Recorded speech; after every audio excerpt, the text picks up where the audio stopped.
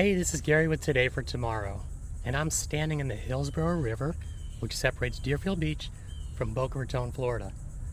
Now, this is a unique stretch of the inland waterway system because down here, almost everything is lined with concrete seawalls, but this stretch actually has natural shoreline on both sides. So that's great from a habitat perspective. But one thing about this natural habitat is it's really good at grabbing plastic debris. So I'm here today with my paddleboard to just get in here and pull this debris out of these mangroves. I'm going to turn the camera around and let's take a look at this stretch just across from the boat ramp. So as you can see right away, we're looking at plastic bottles largely, some juice box containers, some styrofoam. It's like some sort of caution tape. Just everywhere you look, unfortunately, plastic of some sort. So we're here to clean it up. Well, if this doesn't say South Florida, I don't know what does. I'm back here now, up at the high tide line. And yes, there's plastic. And yes, there are bottles and styrofoam and everything else. But of course, there's a dead iguana.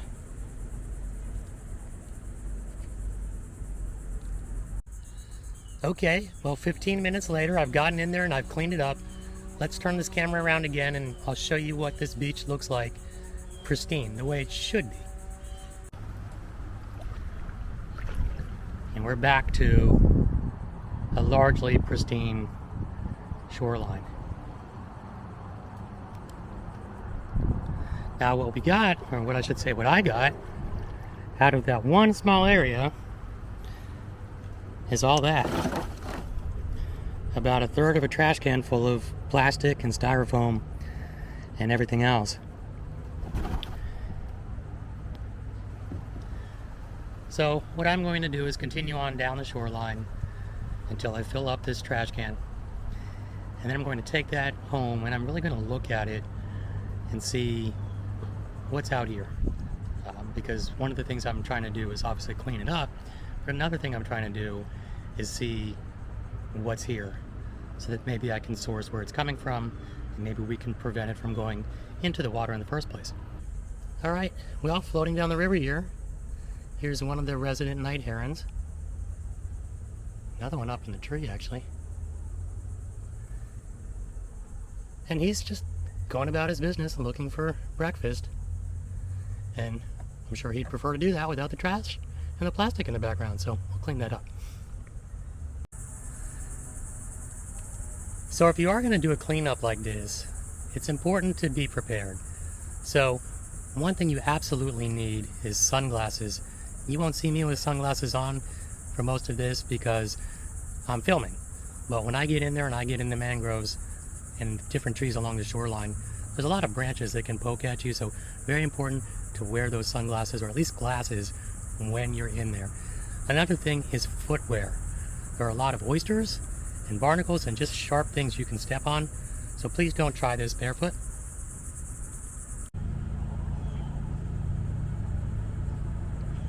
Almost stepped on this guy as I got off the paddleboard. Just another one of these residents, this blue crab, that calls this estuary its home. Well, this is a real eye-opener. Unfortunately, I've only covered about maybe 50, 60 tops foot of shoreline here, about a half an hour. And look already what I have. Just a full, absolutely full trash can. In just that short amount of time, with just that short amount of shoreline covered. And I mean, you can just look down here, both sides of the canal here, both sides of the river. I'm sure they're all equally just covered up in plastic and styrofoam. I'm having mixed emotions. On the one hand, I'm really happy that I'm able to get all of this out of this ecosystem. But of course, on the other hand, I'm really upset by how much is in this ecosystem. So moving forward, what I'm going to do is come back in 2 weeks, and that'll do a few things for me. First of all, it'll let me clean it up again, but also it will tell me how much trash is getting in here each day. And by doing that, I can kind of make an educated guess on how frequently I need to return or get others to return in order to get ahead of this. The idea is not just to pull the trash out, it's to keep it out.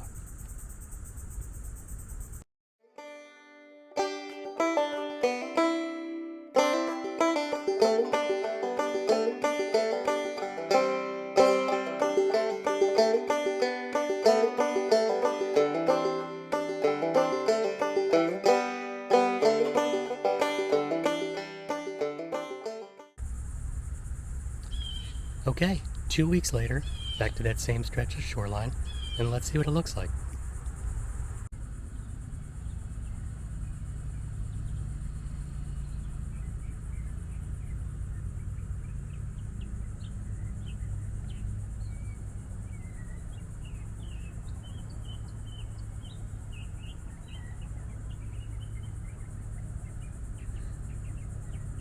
Well, the good thing is it's definitely cleaner than it was when I was last here. But as you can see, there is fresh debris.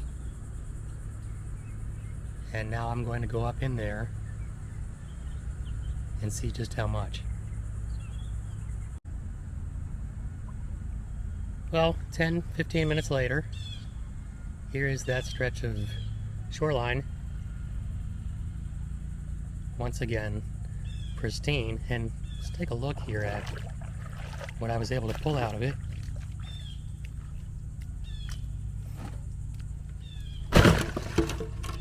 You'll see considerably less than the last time. I would say maybe 1/5 the amount, which is a great sign.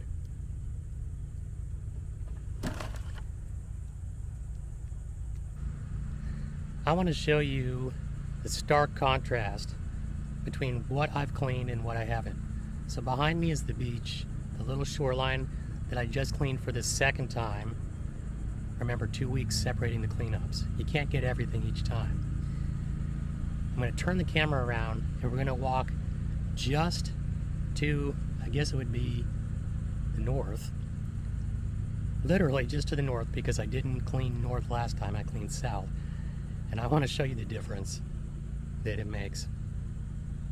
Here.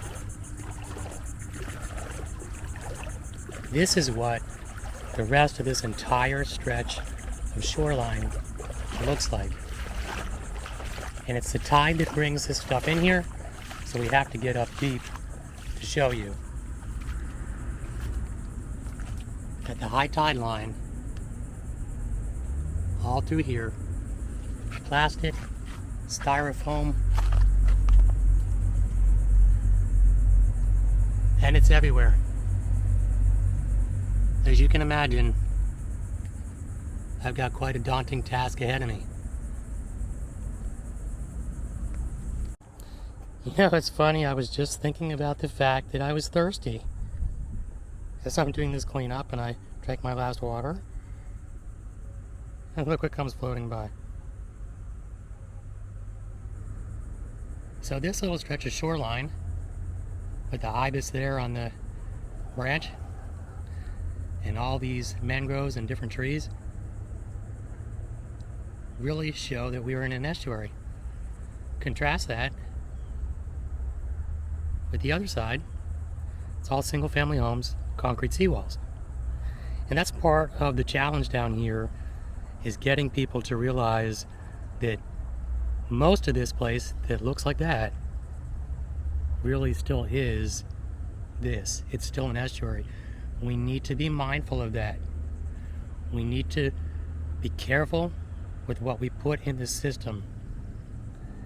If possible, we don't want to spray any chemicals on our lawns that are just going to run right in here. We've all heard about red tide. We've all heard about blue-green algae. We can do our part by not putting these fertilizers and chemicals into this estuary system.